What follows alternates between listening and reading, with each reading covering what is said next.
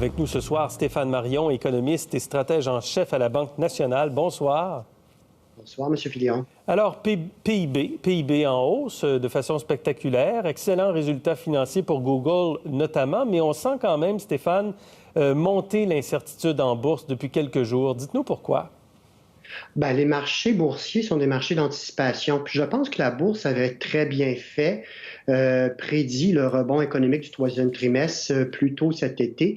Par contre, le problème, M. Filion, c'est que les attentes de croissance pour l'année 2021 sont beaucoup plus incertaines dans un contexte où le stimuli budgétaire se fait attendre aux États-Unis. Donc, c'est vraiment une folle récession parce que le PIB baisse, les dépenses de consommation montent. C'est quand même extraordinaire ce que nous avons vécu jusqu'à présent, mais pour la bourse, ce qui est inquiétant, c'est les perspectives de croissance pour le quatrième trimestre et pour le début de 2021. Mais est-ce qu'il y a un risque de retour en récession ou de poursuite de récession, là, tout dépendamment de quel point on part, avec la hausse des cas de COVID-19, avec les restrictions en Allemagne, en France, et peut-être d'autres restrictions à venir aux États-Unis? Bien, vous avez absolument raison et il n'y a pas de livre de recettes magique pour naviguer une pandémie. Puis ce qu'on constate, c'est que la recrudescence des cas de COVID, elle est très palpable dans les pays européens et ça devient généralisé. Les gouvernements interviennent en y allant avec des fermetures sectorielles. Donc, il y a fort à penser que le secteur des services, qui en général, M. Filion, c'est 60% du PIB, pourrait être beaucoup plus faible au quatrième trimestre. Et c'est là mon interrogation. Les profits, les anticipations de profits pourraient être beaucoup plus faibles. Vous nous avez préparé d'ailleurs un graphique sur les anticipations de profits pour les entreprises. Évolution donc depuis le début des années 2000. On voit clairement dans le milieu du graphique la chute là, des profits lors de la crise de 2008-2009, la remontée ensuite, la chute lors du premier confinement et de l'arrêt économique. Et ce qui est en rouge, c'est le rebond pratiquement en V attendu des profits pour le S&P 500. Est-ce que c'est trop optimiste? C'est très agressif parce que que la bourse américaine se transige à 22 fois les bénéfices escomptés de l'année prochaine.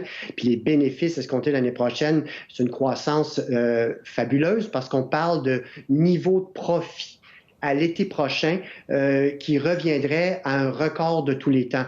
Donc, pour que ça se concrétise, beaucoup de choses doivent bien se dérouler. On doit avoir un vaccin qui soit disponible à très court terme. On doit avoir un stimuli budgétaire. On ne connaît pas encore les résultats de l'élection américaine.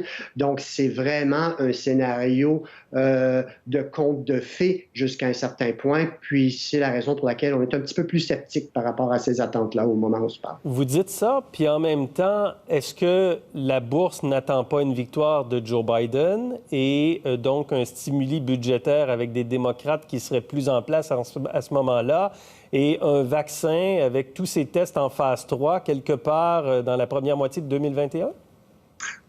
C'est vrai, mais il y a quand même une certaine nuance. C'est parce que l'élection de M. Biden n'est pas une condition suffisante pour avoir un déficit d'un stimuli budgétaire de grande ampleur. Il faudrait qu'il y ait un balayage démocrate, qu'on gagne la Maison-Blanche, le Sénat et la Chambre de représentants. Et là, ça nous garantirait peut-être un déficit, un stimuli budgétaire d'envergure pour l'économie américaine. Mais nous n'en sommes pas là. Je pense que cette incertitude-là, elle va planer encore pour quelque temps. Puis le déploiement du vaccin, peut-être que c'est une histoire seulement pour le deuxième ou le troisième trimestre de 2021. Donc, encore une fois, moi, avec présentement le prix du pétrole qui est plus bas que la volatilité sur les marchés boursiers, peut-être qu'aujourd'hui, ça a été un rééquilibrage pour certains investisseurs, mais il y a beaucoup d'incertitudes pour les prochaines semaines. Que nous dit le prix du pétrole là, qui est en bas de 40 $, autour de 40?